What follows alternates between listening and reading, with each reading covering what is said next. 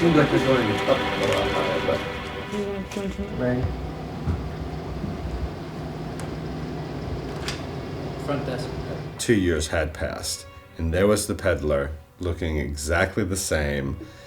And when I pulled in, it literally was an eerie feeling of never having left. I remembered so much of it exactly as it was, and then there's so many things, little details that you forget. Because really it is one of those places where it has its own aura, and it's not like checking into a Days Inn, but really kind of like the freaky place you check into and possibly never check out of. Some people that were a little bit more in touch with spirits than myself would tell me that they were trying to get messages communicated to us. The staff firmly believes the place is haunted. And, everyone in town is like, oh, that place is haunted. So it's, I don't know, they say it's haunted. I felt it. Other people have felt it. And we'll never know. I gave the Yankee Pedlar a call, and the owner informed me that it was a possibility. We just had to shoot it before the busy season began and basically set a deadline for us to get in and out. What? I don't like this anymore.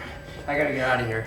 What are you talking about? We just made physical contact. Why are you freaking out? I just don't want to be here anymore. That's it. Ty was attracted to this location because he knew it, so he could write for the location, which I think made it just such a great contained project. I wrote it really quickly, and I thought if we just called the peddler and they said yes, we could make this movie. If the peddler said no, we might as well burn the script because there would be no movie if we didn't shoot it here because it was so specific to this place. Geography is so important to tie into film. It's not just about like, oh, let's find the right room. It's really about how the spaces connect. He's gonna pick what space works best for him, and then we're gonna work around that. The cast and crew actually stayed in the hotel.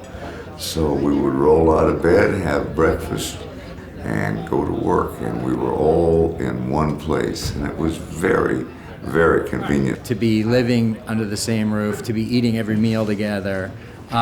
It does get tense at times, but it creates this whole sense of community, and that sort of takes, I think, all of our work to another level. It's actually really fun living in the set that you're working on.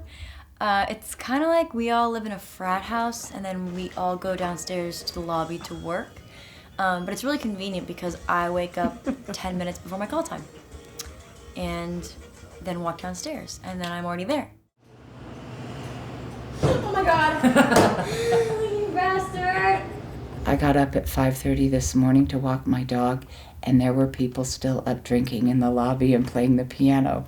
I don't have that in my life, but I like it. Everybody on this set has dogs. It's a very dog-friendly set, and they're all boys, which is weird. This is my dog, Balls. Kelly has Buddha. Buddha and Balls really get along pretty well. They play on the porch sometimes. And then there's Sebastian, and he's kind of like a little hairless Chinese crested dog, and he's really cute. And obviously, look at this face. Balls is the cutest.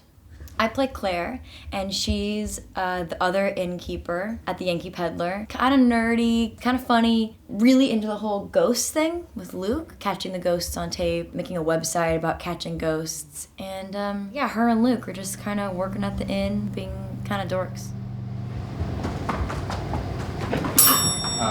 I play a character named Luke. He's a guy who works at the Yankee Pedlar, this old hotel that is apparently haunted. And he's probably too old to be working at this job still, and he's probably a little too lazy to get a real job. And he's very much interested in the occult.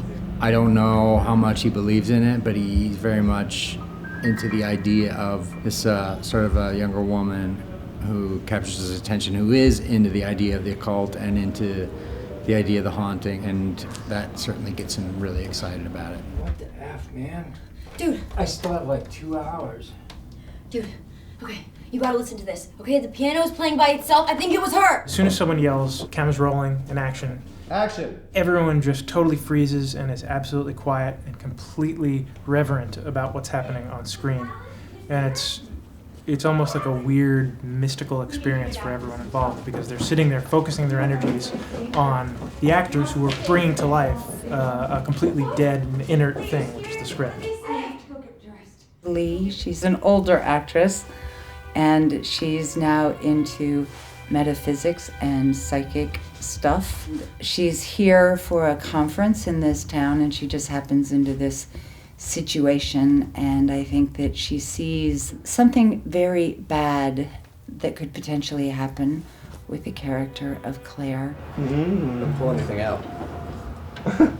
No, Aaron. Well, my character, the old man, is kind of a mystery man. He's a widower who has come back to this establishment in the same room where he has spent his honeymoon. So it's a bittersweet return for him.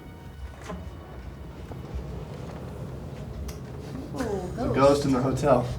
I had seen House of the Devil, which really kind of blew my mind, and it was a psychological horror movie, which is the kind of thing that I like. Suspenseful, kind of like the early Polanski movies or Hitchcock movies like The Birds, or some of these early sort of Val Lewton movies where the mood was just very much a part of it and the tension was very much a part of it, and I certainly wanted to work on a movie like that and work with somebody like Ty.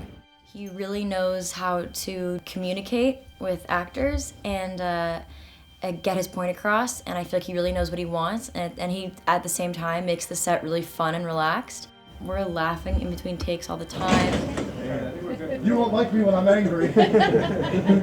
He's very good at horror, but I think he has other stories in his head, so I think it's nice that this will start out like a dorky romance and then slowly torque into something that I think will be haunting. A lot of Ty's movies are based or inspired by true events, and so it was fun to have another one in that theme where, like, here's a hotel that has an actual lore being haunted. I just sort of logged it in my head, and I figured maybe one day we'd come back here. And there's no more ideas left other than a reshoot. There's no coming back. This is it. Say la vie, Pedlar.